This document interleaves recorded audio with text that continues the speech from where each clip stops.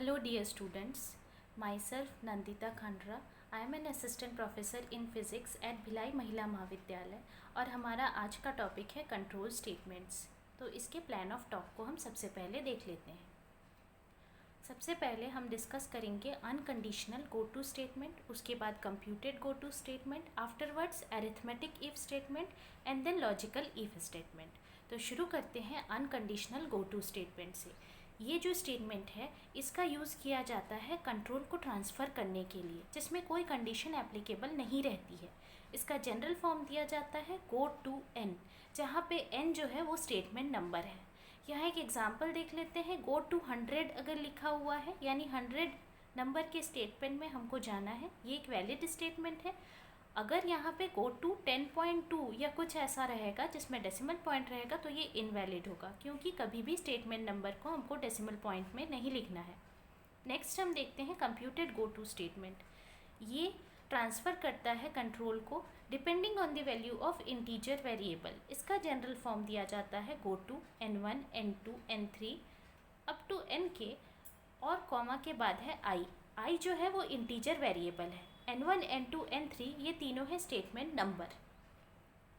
अगर i की value 1 है तो फिर कंट्रोल स्टेटमेंट n1 को जाएगा, अगर 2 है तो फिर n2 को, और अगर 3 है तो फिर n3 को। एग्जाम्पल यहाँ पे दिया है गो टू 200 300 400 और इंटीजर लिया है l। अगर l की वैल्यू 1 हुई तो फिर कंट्रोल 200 को जाएगा, अगर 2 हुई तो कंट्रोल 300 को जाएगा, और अगर 3 हुई तो फिर कंट्रोल चला जाएगा 400 को। ये तीनों स्टेटमेंट नंबर्स हैं। नेक्स्ट आते हैं हम अरिथमेटिक इफ स्टेटमेंट में। ये ट्रांसफ़र करता है कंट्रोल को depending on the value of expression, positive है कि नेगेटिव है या फिर ज़ीरो है।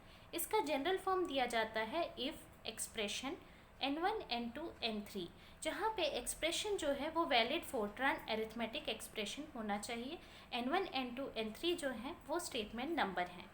अगर एक्सप्रेशन की वैल्यू नेगेटिव है तो फिर कंट्रोल जाएगा n1 को, अगर इसकी वैल्यू 0 है तो कंट्रोल जाएगा n2 को, और अगर इसकी वैल्यू पॉजिटिव है तो फिर कंट्रोल ऑटोमेटिकली चला जाएगा n3 को। इफ़ a माइनस बी 10 20 30 ऐसा लिखा हुआ है, इसका मतलब इफ़ a माइनस बी जो कि एक एक्सप्रेशन है इसकी वैल्यू नेगेटिव अगर आएगी तो फिर कंट्रोल चला जाएगा स्टेटमेंट नंबर 10 को, अगर इसकी वैल्यू 0 आई तो फिर कंट्रोल जाएगा 20 को, अगर पॉजिटिव हुआ तो फिर कंट्रोल चला जाएगा 30 को।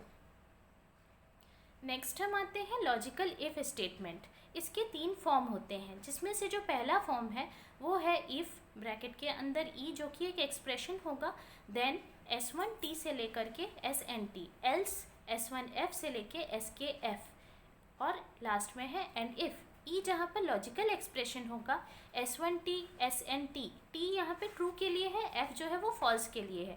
ये सारे फोर्ट्रान के स्टेटमेंट्स होंगे। अगर E यानी एक्सप्रेशन ट्रू होगा तो फिर S1T से लेके SNT तक के जो भी स्टेटमेंट दिया है वो एग्जीक्यूट होगा और कंट्रोल जो होगा वो पास हो जाएगा एंड इफ को। अगर E जो है वो फॉल्स होगा तो S1F से लेके SKF तक के एग्जीक्यूट होगा और कंट्रोल पास हो जाएगा एंड इफ को। इफ़ ई देन S1T से लेकर के SNT एंड इफ़। इस फॉर्म में अगर ई जो है वो फॉल्स हुआ तो फिर कंट्रोल चला जाएगा एंड इफ़ को। थर्ड वाला जो है वो है इफ़ ई S1T। इस फॉर्म पे अगर ई ट्रू हुआ तो फिर S1T एग्जीक्यूट होगा और कंट्रोल चला जाएगा इफ़ को। If e is false S1T execute नहीं होगा और कंट्रोल चला जाएगा इफ़ को।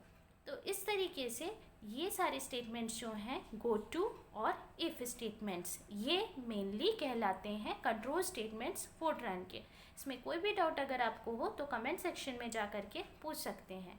आज के लिए इतना ही। Thank you.